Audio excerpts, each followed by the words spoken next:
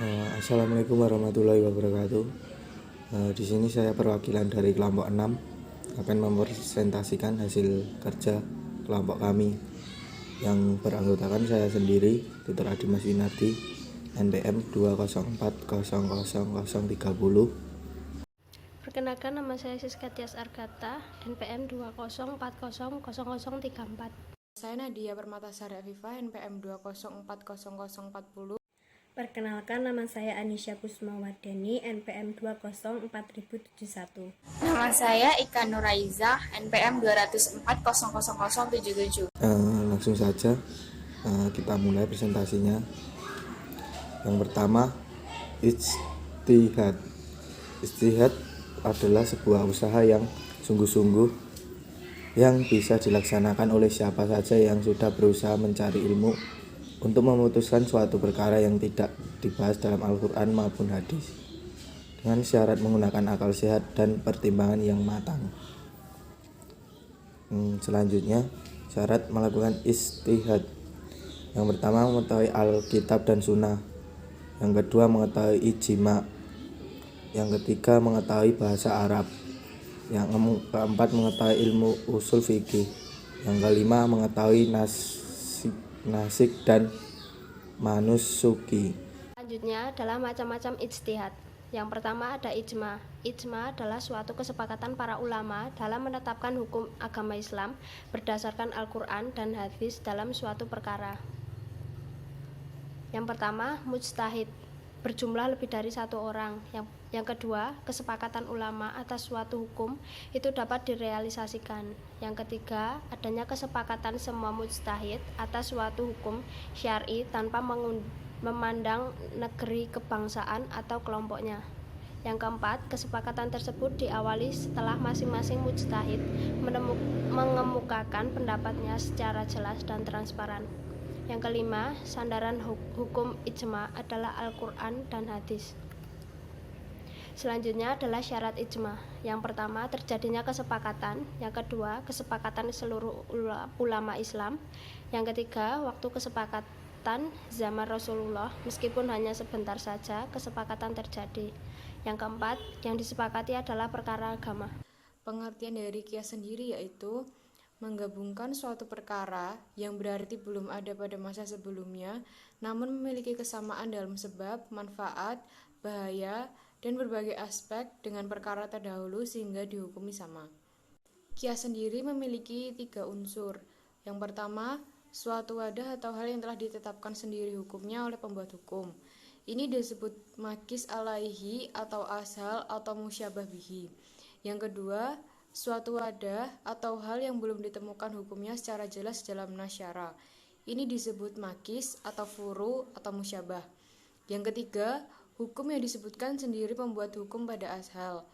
Berdasarkan kesamaan ashal itu, dengan furu dalam ilatnya para mujtahid dapat menetapkan hukum pada furu. Ini disebut hukum ashal. Kemudian ada syarat kias. Yang pertama, ashal atau pokok. Yang kedua, far'un atau cabang. Yang ketiga, ilat atau titik persamaan.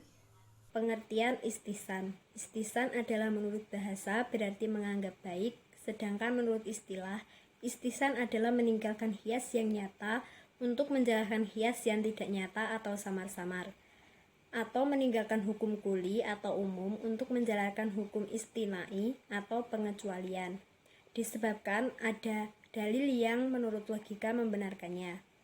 Istisan secara istilah menurut ulama Malikiyah adalah mengutamakan meninggalkan pengertian suatu dalil dengan cara istina dan berdasarkan pada keringanan agama karena adanya hukum yang bertentangan.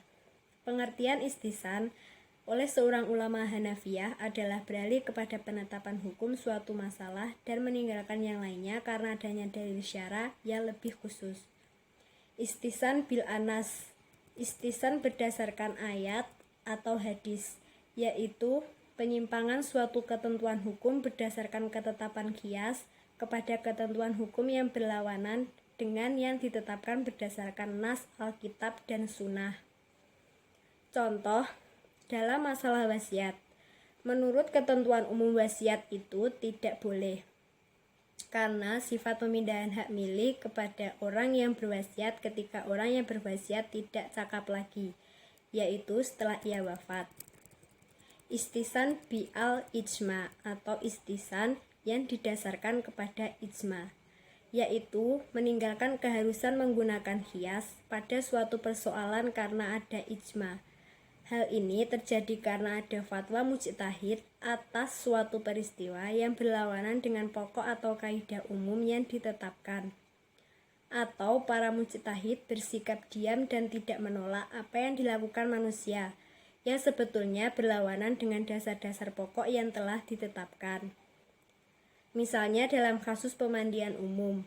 Menurut kaidah umum, jasa pemandian umum itu harus jelas, yaitu harus berapa lama seseorang harus mandi dan berapa liter air yang dipakai.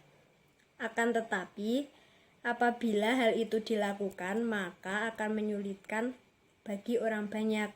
Oleh sebab itu, para ulama sepakat menyatakan bahwa boleh menggunakan jasa pemandian umum sekalipun tanpa menentukan jumlah air dan lamanya waktu yang dipakai. Istisan bi'al qiyas al-kafi atau istisan berdasarkan qiyas yang tersembunyi, yaitu memalingkan suatu masalah dari ketentuan hukum qiyas yang jelas kepada ketentuan qiyas yang samar, tetapi keberadaannya lebih kuat dan lebih tepat untuk diamalkan. Misalnya dalam wakaf lahan pertanian. Menurut qiyas jali, wakaf ini sama dengan jual beli karena lahan telah menggugurkan hak miliknya dengan memindah tangankan lahan tersebut. Oleh sebab itu, hak orang lain untuk melewati tanah tersebut atau mengalirkan air ke dalam lahan pertanian melalui tanah tersebut tidak termasuk ke dalam akad wakaf itu, kecuali jika dinyatakan dalam akad. Dan menurut qiyas al-kafi, wakaf itu sama dengan akad sewa-menyewa. Karena maksud dari wakaf itu adalah memanfaatkan lahan pertanian yang diwakafkan. Dengan sifat ini, maka seluruh hak melewati tanah pertanian itu atau hak mengalirkan air di atas lahan pertanian itu termasuk ke dalam akad wakaf, sekalipun tidak dijelaskan dalam akad. Istisan bi'al maslahah atau istisan berdasarkan kemaslahatan. Misalnya kebolehan dokter melihat aurat wanita dalam proses pengobatan. Menurut kaidah umum, seseorang dilarang melihat aurat orang lain. Tapi dalam keadaan tertentu, seseorang harus membuka bajunya untuk didiagnosa penyakitnya. Maka, untuk kemaslahatan orang itu, maka menurut kaidah istisan, seorang dokter dibolehkan melihat aurat wanita yang berobat kepadanya. Istisan bi'al-urf, istisan berdasarkan adat kebiasaan yang berlaku umum, yaitu penyimpangan hukum yang berlawanan dengan ketentuan qiyas, karena adanya urf yang sudah dipraktikkan dan sudah dikenal dalam kehidupan masyarakat. Contohnya, menyewa wanita untuk menyusukan bayi dengan menjamin kebutuhan makan, minum, dan pakaiannya. Istisan bi'al daruroh, yaitu istisan berdasarkan daruroh. Seorang mujtahid meninggalkan keharusan pemberlakuan qiyas atas sesuatu masalah karena berhadapan dengan kondisi darurat, dan mujtahid berpegang kepada ketentuan yang mengharuskan untuk memenuhi hajat atau menolak terjadinya kemudaratan. Misalnya pada kasus sumur yang kemasukan najis, menurut kaidah umum, sumur tersebut sulit dibersihkan dengan mengeluarkan seluruh air dari sumur tersebut, karena sumur yang sumbernya dari air yang sulit dikeringkan. Akan tetapi, ulama Hanafiyah mengatakan bahwa dalam keadaan seperti ini, untuk menghilangkan najis tersebut, cukup dengan memasukkan beberapa galon air ke dalam sumur. Karena keadaan darurat menghendaki agar orang tidak mendapatkan kesulitan untuk mendapatkan air untuk ibadah. Maslahah mursalah. Secara bahasa, maslahah memiliki arti adanya manfaat. Secara istilah, Imam Ghazali menjelaskan bahwa pada dasarnya, maslahah adalah mengambil manfaat dan menolak kemudaratan dalam rangka memelihara tujuan-tujuan syara. Sedangkan mursalah memiliki arti terlepas atau bebas.